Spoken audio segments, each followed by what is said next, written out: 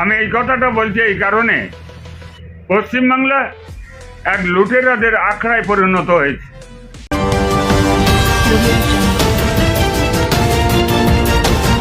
প্রথমে এই ভিডিওটি দেখুন দর্শক, তারপরে দু একটি আমার অভিজ্ঞতার কথা শেয়ার করব। थाना एवं केंद्रीय वाहिनी के द्वारा आज रूट मार्च तालकोला में किया जा रहा है।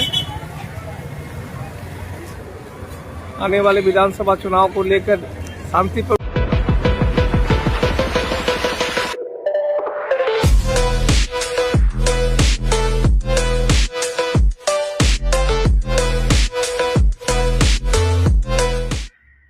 আপনারা দেখলেন দর্শক, রাজ্য পুলিশের সাথে কেন্দ্রীয় বাহিনী পশ্চিমবাংলার সর্বত্র টহল দেওয়ার কাজ শুরু করেছেন।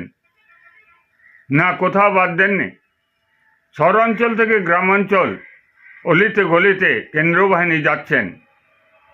কেন্দ্রীয় বাহিনী গিয়ে গ্রামাঞ্চলের মানুষকে, পশ্চিমবাংলার ভোটারকে এই কথা বলে আশ্বস্ত করছেন, আর আপনাদের ভয় নেই, আর আপনাদের ভয় ভীতিতে থাকতে হবে না, আপনারা নির্ভয়ে ভোটের জন্য প্রস্তুতি নেন, কারণ আমরা এসে গেছি। এই কথাটা শোনাও যেন আমাদের কাছে লজ্জাজনক, এই কথাটা শোনাও যেন আমাদের কাছে দুঃখজনক। আমি এই কথাটা বলছি এই কারণে, পশ্চিমবাংলা এক লুটেরাদের আখড়ায় পরিণত হয়েছে। চোর, গুন্ডা, মস্তান, খুনিতে ভর্তি হয়ে গেছে। একটি মাত্র ভোট।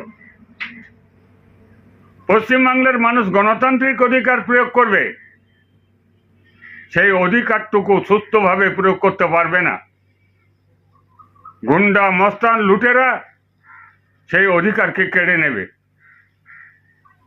স্বাধীনতার ৭৯-৮০ বছর পরও আমাদের গণতান্ত্রিক অধিকার প্রয়োগ করতে কেন্দ্রীয় বাহিনী লাগে, আধা সামরিক বাহিনী লাগে।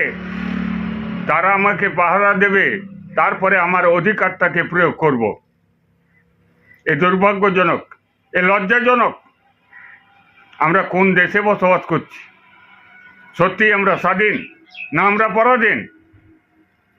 আপনারা যারা হুদিস টিভি দেখছেন, হুদিস টিভির কমেন্ট বক্সে আপনার গুরুত্বপূর্ণ মতামত অবশ্যই জানাবেন। সকলকে নমস্কার।